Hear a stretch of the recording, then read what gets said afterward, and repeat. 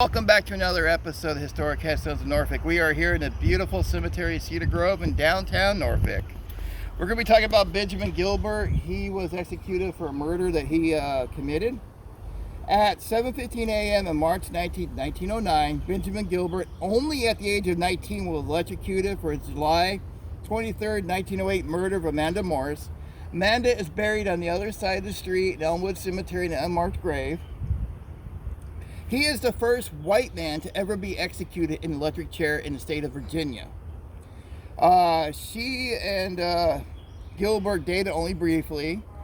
After Morse ended the relationship in the spring of 1908, Gilbert pretty much stalked her, followed her, made threats of bodily harm to her and things like that. On the evening of July 23, 1908, Gilbert approached Morse and several of her male friends. When Morse refused to speak with him, Gilbert pulled a revolver and fired 3 shots, hitting Morse twice in the back.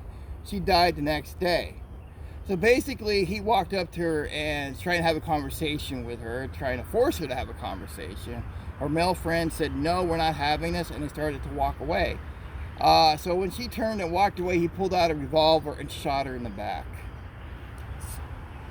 So Gilbert's defense in court was insanity. It did not work.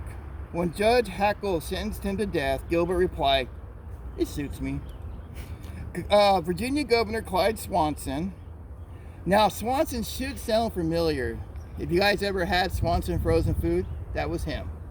He was also the governor of Virginia. He has a big mausoleum over in Hollywood Cemetery over by Jefferson Davis's lot. I would highly go check it out. It's really cool to look at. Okay, so he granted Gilbert 2 respites to allow his attorney to appeal to the Virginia Supreme Court. The court refused to get involved and the death sentence was carried out. Gilbert went to the electric chair praying for the welfare of his mother. No remorse for Morse. After Gilbert's execution, Dr. J.P. Jackson of South Norfolk offered to revive Gilbert with a defibrillator he invented. The proposal had to be abandoned, however, because Jackson claimed too much time had elapsed between Gilbert's execution and his body's arrival in Norfolk. He would have used the machine to bring Gilbert back if he was in Richmond during the execution.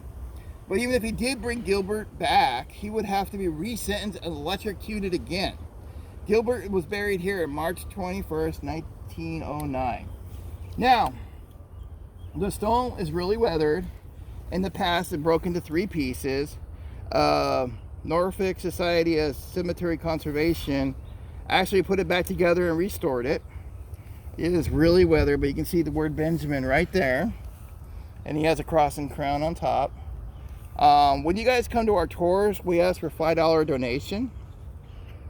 And this is what the society does with stones. They put them back together and try to restore them like this. And since this is a very historical stone, this is one of the early stones they did. And they do amazing work. And this is why we do these tours, to get stones like this restored and history can be saved. All right, guys, take care, and we'll see you at the next episode.